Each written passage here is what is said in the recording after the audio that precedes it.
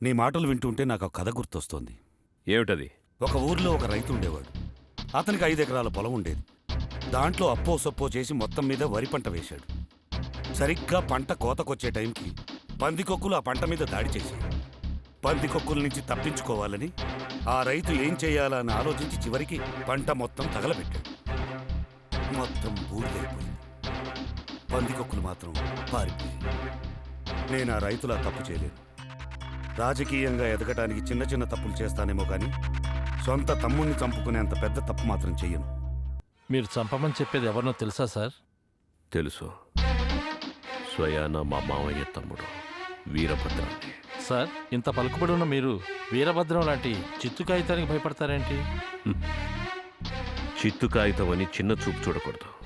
అది మచ్చలేని కాగితం. దాని మీద ఏం రాసినా శాసనం అవుతుంది. దాన్ని నలిపి పడేయడమే కాదు, కాల్చి భస్మం చెయ్యాలి. అయినా అతన్ని చంపితే మీకొచ్చే ఉపయోగం ఏంటి? చూడు, ఇవాళో రేపో మా మామయ్య స్థాయి మారొచ్చు. ఇవాళ ఆయనున్న పొజిషన్లోకి రేపు నేనే రావచ్చు. అటువంటి సమయంలో ఈ వీరభద్రం లాంటోళ్ళు పక్కనుండడం ప్రమాదం. ఆయన నీకు ఇవన్నీ చెప్పడం వేస్ట్. వెళ్ళి పని చూడు. Okay sir. పో. ఏం కావాలో చూడు. Okay sir. వెళ్ళు. సో అలా నాకు అడ్డుగా నిలబడతాడనుకున్న మీ నాన్నని నాకు అడ్డు లేకుండా చేసుకున్నా. లుక్, మీ నాన్నలాగే నాకెవ్వరు అడ్డొచ్చినా చంపి పైలోకానికి పంపిస్తాను. ఆ కలెక్టర్ను చంపి ఆ కేసు మీ మీదికి నెట్టింది నేనే.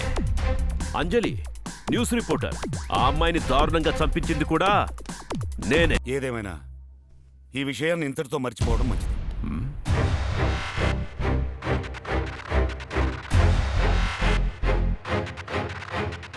మర్చిపోవాలా? ఆ వీరభద్రాన్ని చంపేద్దాం అనుకుంటున్నా. ఏమంటావు? దానికి ప్లాన్ చేయి. సూపర్గా చేస్తాను. మరి కానీ ఇప్పుడు చేయాలి. వెంటనే కానివ్వు. ఓకే.